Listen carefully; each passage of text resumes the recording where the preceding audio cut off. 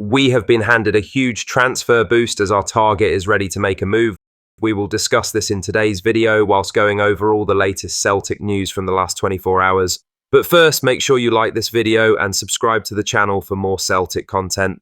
Michel-Ange Balikwisha is once again being linked with a move to Celtic, but the circumstances surrounding a potential deal are becoming increasingly complicated.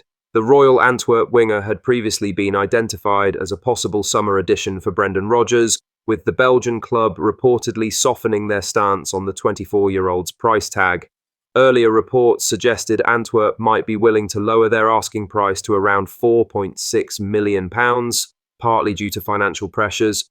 Such a valuation could have made Balikwisha a more likely option for Celtic, as they look to add depth and quality to their wide areas ahead of the new season.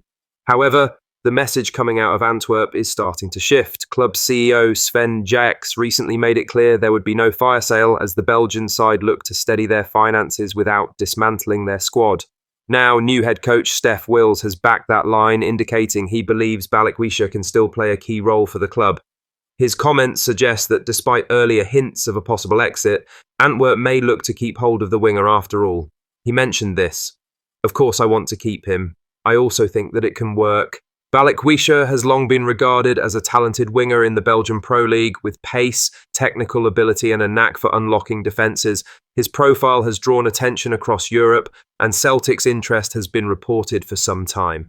With the hoops in the market for attacking reinforcements, the player's availability and price tag could be key. But as things stand, Antwerp appear to be digging in as they try to build under a new manager rather than break up their team. Celtic's recruitment team will be monitoring the situation closely. While a deal may not be entirely off the table, it's clear that any move for Balikwisha will depend on how firm Antwerp are willing to stand in the coming weeks. The Hoops have been relatively active early in the transfer window and will weigh up whether pursuing Balikwisha is still possible, given the changing tone from the Belgian side. Now for the main story. Celtic's midfield recruitment plans may be aided by developments in France, where Guingamp are reportedly ready to sell Kalidou Sidibe during the summer window. The towering 6'7" midfielder has previously been linked with a move to Glasgow with a price tag in the region of £1.7 million floated earlier this year. Sidibe played a key role in Guingamp's League Two campaign, missing only 3 matches as they narrowly missed out on promotion via the playoffs. With the Breton side now facing another season outside the top flight, they're expected to cash in on several key players. According to French outlet Foot National, Sidibe is one of 5 squad members the club hope to move on for a decent return. The 26-year-old Sidibe, who is eligible to play for Mali at international level, is entering the final year of his contract. That update may give any potential interested teams a timely boost in negotiations, with Guingamp potentially keen to avoid losing the player for nothing next summer. Celtic's interest in bolstering the middle of the park has been no secret, and the physical profile and experience of Sidibe could make him a good option as Brendan Rodgers looks to strengthen his squad for the new campaign.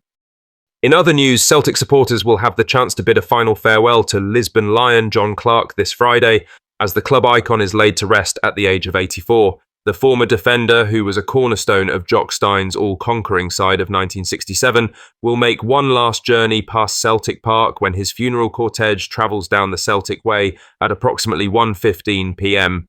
Fans are invited to gather at the stadium to pay their respects to a man who served the club for nearly 50 years across various roles, including player, coach, assistant manager and kit man. Born in Chapel Hall near Airdrie, Clark famously partnered Billy McNeil at the heart of Celtic's defence as the Hoops lifted the European Cup in Lisbon, defeating Inter Milan in what remains the club's greatest achievement. Over the past week, supporters have turned Celtic Park into a shrine of remembrance, laying scarves, wreaths and messages in tribute to one of the club's most revered figures. The outpouring of affection reflects the deep connection Clark had with Celtic and its fans across generations. His funeral mass will be held at 12 noon on Friday, 4th of July, at St Mary's Church in the Calton, the same historic church where the club was founded in 1887. Due to limited space inside the church, supporters are encouraged to watch the service live on Celtic's official YouTube channel, which will stream the mass in full. A club statement read, "John Clark was a Lisbon Lion, a cornerstone of our greatest ever team, and a dedicated servant to Celtic across 7 decades. This Friday, we come together to honour his incredible legacy. The occasion promises to be a fitting tribute to a man whose life was intertwined with Celtic's rise to greatness.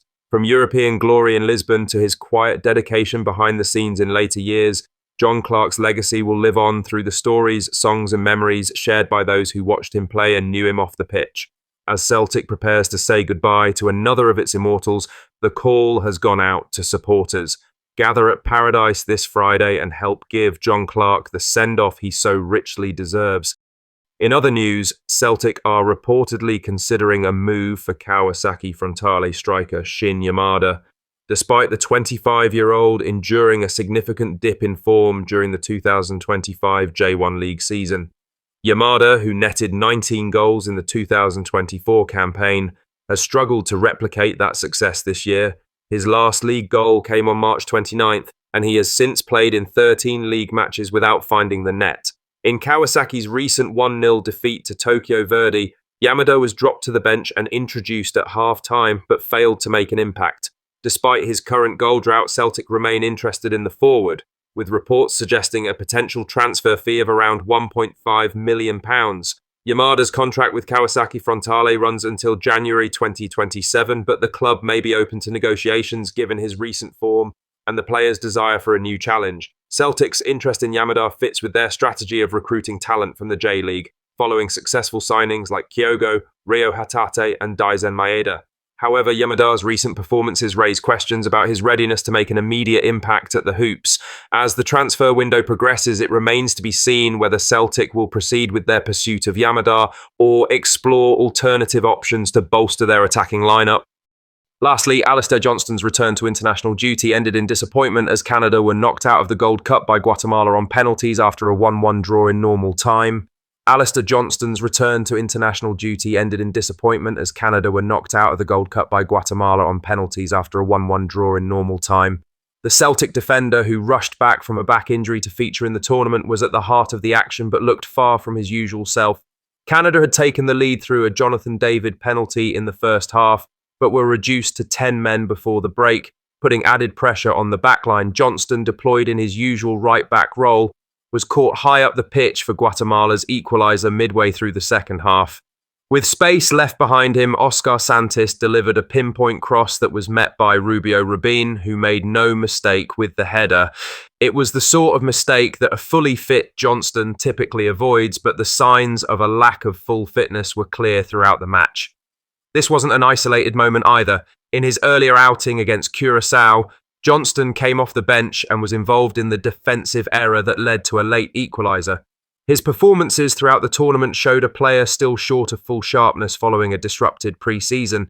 With Celtic now in the early stages of their own preparations for the new campaign, it would be a wise move to hand the Canadian defender some extended rest. Brendan Rodgers will want his key players operating at full fitness, and a fit Johnston remains a crucial part of the manager's plans. Right now, though, he looks like a player who needs time to reset. What are your thoughts on these? Let us know down in the comment section below. Make sure you've liked this video and subscribe to the channel for more Celtic content.